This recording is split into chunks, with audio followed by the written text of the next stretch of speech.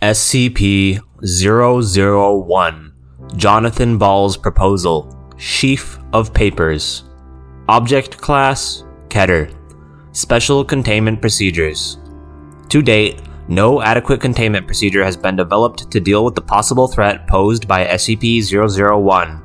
This is due, in part, to the controversial nature of the item and debates concerning the necessity of its containment. This controversy is reflected in the item's changing object class and the procedures utilized in its containment.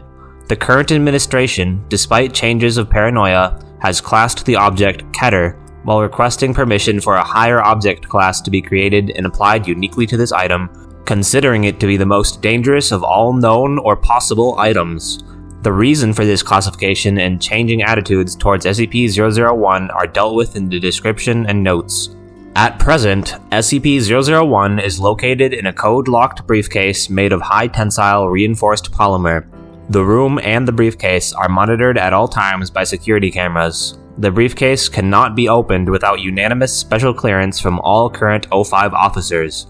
The briefcase itself is stored in a small, fully lit, single-room, off-site building erected in Class D personnel are posted to guard the building but may not enter without the aforementioned agreement from the O5 officers under threat of immediate termination. This off-site building exists for the sole purpose of housing SCP-001 and is wired for detonation in an emergency. It is the opinion of the current administration that SCP-001 represents the greatest threat to national and global security known to exist.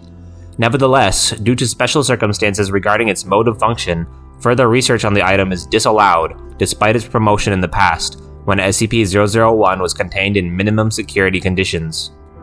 Description: SCP-001 is a simple sheaf of papers stapled together in the top left corner.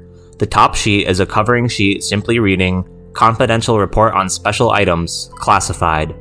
The number of subsequent papers stapled to this covering sheet is indeterminate and have ranged from 3 to 30.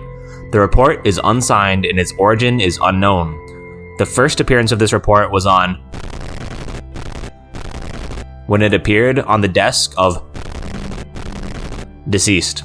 The report at that time described the living room, SCP-002. Shortly after reading the report with incredulity, was contacted by phone regarding said item. The next time perused SCP-001, it described not the living room, but biological motherboard, SCP-003. Immediately closed SCP-001, thinking it was a different report, and searched for the original report on SCP-002. Not finding it, he again opened SCP-001, and this time it described not SCP-003, but the 12 rusty keys in the door, SCP-004. Closed the report once more and opened it immediately to read of skeleton key, SCP-005. It is not known what the next actions of might have been. At varying times following this incident, the aforementioned items were discovered. Insufficient research exists concerning the correlation between SCP-001 and all other known items. However, it has been established that every event regarding the discovery of a new SCP item has followed a report on the same item appearing beneath the cover sheet of SCP-001. The current administration regards this coincidence as proof of causal connection. Additional notes: whether SCP-001 is to be regarded as an advanced warning system or whether SCP-001 itself is to be regarded as the creator of the items requiring special containment remains to be seen. However, the distinction is unimportant in the eyes of the current administration. The fact remains, no new SCP items appear unless SCP-001 is opened and read.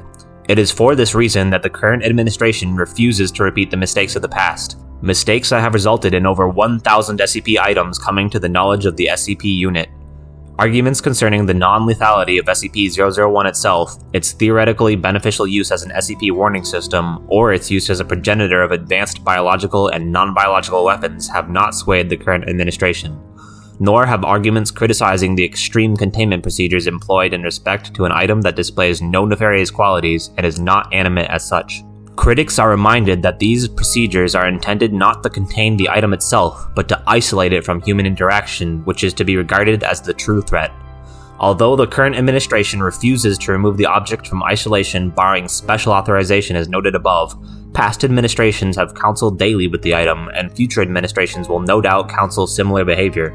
Nevertheless, it is the opinion of the current administration that, barring the destruction of SCP-001, it is to be contained until such a time when responsibility for its containment falls upon future administrations. End file.